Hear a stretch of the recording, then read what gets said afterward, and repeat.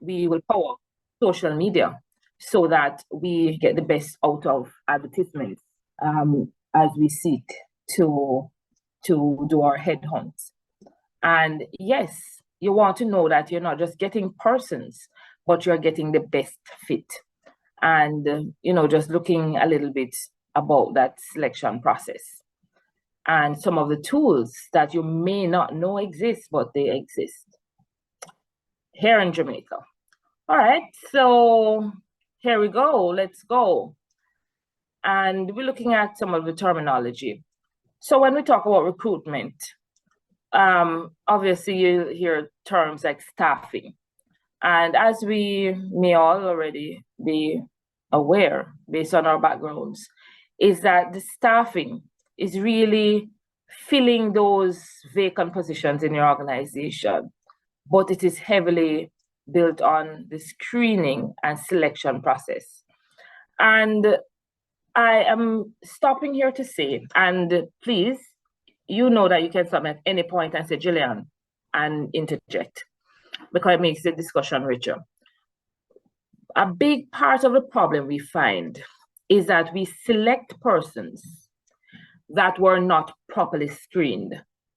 And because we have selected them, it makes it very difficult to separate with them when we recognize that they are no good for the image of the organization or no good for the position that we have hired them in, right?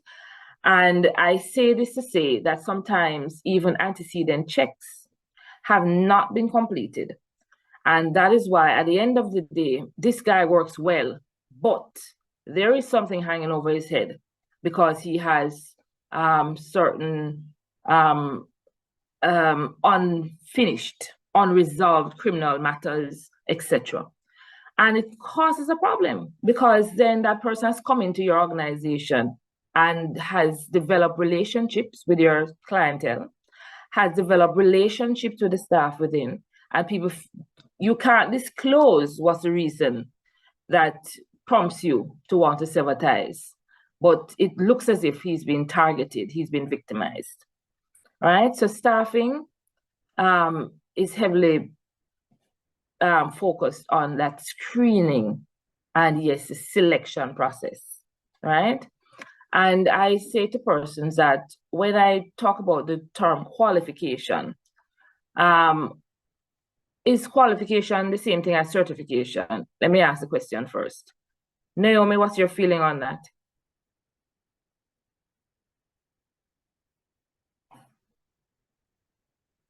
Naomi? Dwight? I'm sorry. Sorry, Naomi, go ahead.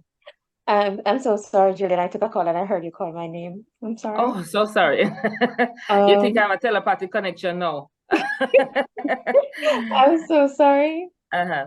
All right, go ahead. So I heard you call my name. I was saying that staffing is filling the vacancies in the organization, yes. Yes.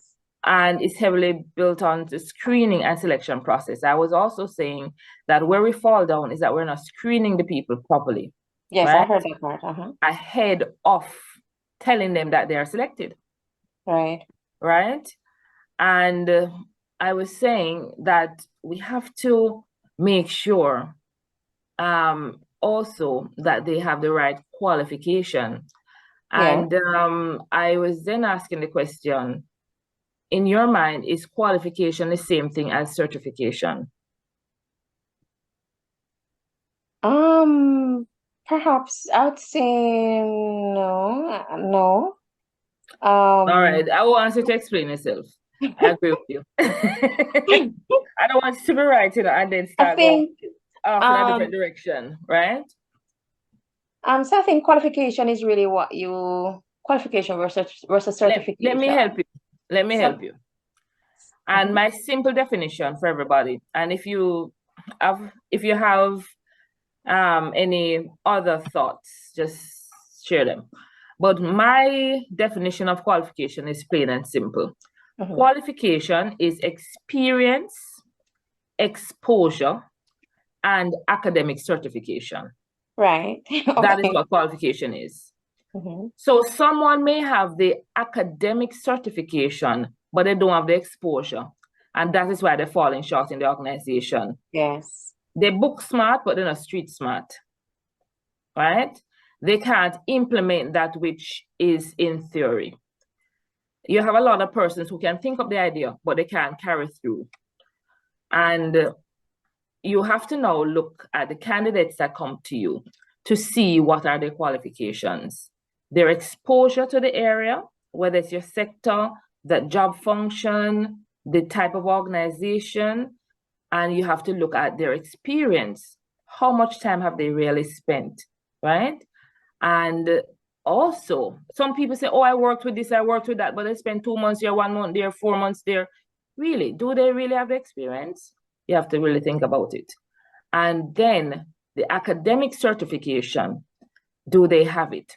And do they really need it? Because sometimes we put something on paper, but we have somebody who is a mature candidate that may not have a master's degree, but they have enough in terms of their exposure and experience in order to carry them. So I am saying that we normally go to interview sessions with a generic paper, which we use to evaluate the candidates. And I am saying, yes, go ahead. Another thing that came to mind is that there are some certifications that comes with an expiration date. So true thing. Very over well. a certain period of time, you have to maintain.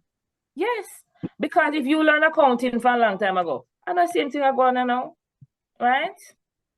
Just like a medical doctor has to do other sessions, because they're not going to know about these different treatment regimes, right? And the same is true. I think everybody, no care how long you're trained, you should have some recent upgrades, because nothing has changed. Nothing has remained the same, rather, right?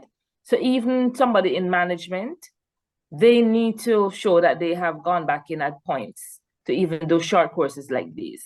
Otherwise, you will have to be prepared to create an environment for exposure in that way. Dwight? Agreed. You in agreement with that? Yes, man, full agreement. Okay. All right. So a lot of times we go into these interview rooms with a template. It's the same template that we use for all positions. But the thing that we do not do is to say, let us look at this particular job. What is the most valued part of their qualification? Is it the academic certification? Is it the exposure? Is it the experience? And therefore, we should reorganize the weights that we give to the questions or the criteria relating to those areas, right? A lot of times we just go in there and we just say, for academic whatever, the maximum score is 20 for academic certification. Maximum score is 20. Let us see if they have it. If they don't have it, they don't score the full. They can't score the full. But we don't look to see, okay, this particular job, while the academic certification is necessary, it is more based on their interpersonal skills. It's more based on their experience working in the area. And therefore, those areas are going to get higher numbers. If you don't do that, a job that is highly customer focused, client facing, that needs a lot of strong interpersonal skills, you're going to find that you have a very, very bright person, certified bright in terms of academic certification, but the personality, and the customers come and they don't enjoy the experience with you because that person is good at building systems, but they're not good at the interpersonal, which is what carries that job. And you also have to look at the mix of persons that you have, right? So yes, you might need somebody very well trained to write it, but do you need a person full time?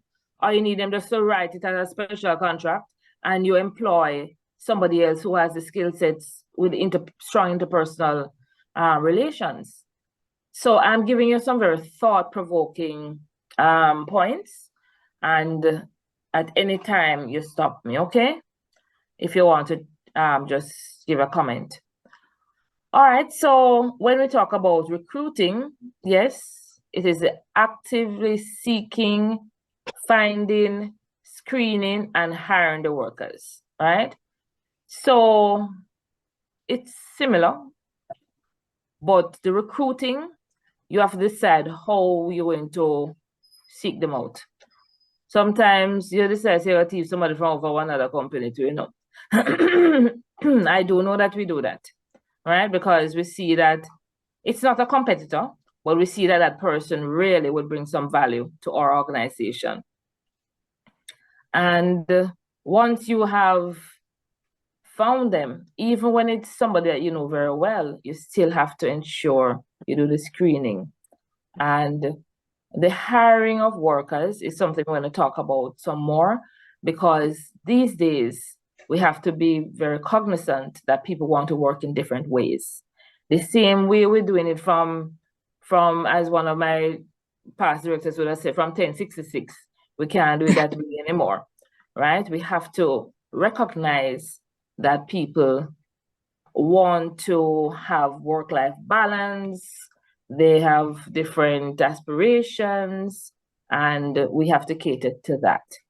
All right, Tamika, Becky, welcome. I just saw your note. You want to introduce yourself, Tamika, so that the rest of the group knows you? And then Camille, you can come in. Tamika. All right, Camille, you want to come in? All right. Simone, Lisa. Sorry, you're hearing me? Yes, go ahead. Okay, to the previous slide that you had, I take it recruitment, staffing, it is very similar. But I'd like to know the distinct difference, because recruiting is actively seeking. Yes, You screen recruitment and is you hire, but hiring is like selection of employees, right? And you screen in both aspects. So the only difference is some recruiters do not actually do the hiring part too, you know, right? But the recruiting is more heavily based on that headhunt, going out to find the pockets of people who are candidates of choice, right? So they're very similar in approach. So if the question is asked, is there a difference between recruitment and staffing? So recruitment is really actively seeking, and then staffing is nowhere you're selecting the person. Staffing is seeing what you want, selecting persons, you know, screening them to select the best persons, right? So an HR department will be doing the staffing, right? But probably they have a recruiter. Okay. You understand what I'm saying? All right. Okay, then. Thanks. Yeah. But the recruiter is going out to where the labor supply is, and going out to the, for instance, you have a situation where there's a family and there's somebody who is making sure that everything is well in the home, right? But for everything to be well, somebody has to go out there to get the things, no? The recruiter is the one that is out there, knows where to go to get what, right?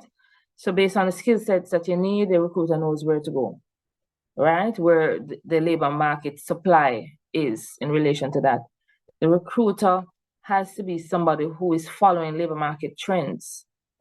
A regular HR may not be following keenly labor market trends to know what is where, who is doing what, but they are just doing an exercise at a particular point in time, right? But the recruiter has to be having their fingers on the pulse all the time, right? Okay, understood. Thanks. Okay. All right. So looking at some other terminologies, job screening, we just spoke about that somewhat. And yes, it's the process to determine the job applicant's qualification and suitability for a job. So there are some people that will have the qualification, right? But they may not be suitable. Why? Because, for instance,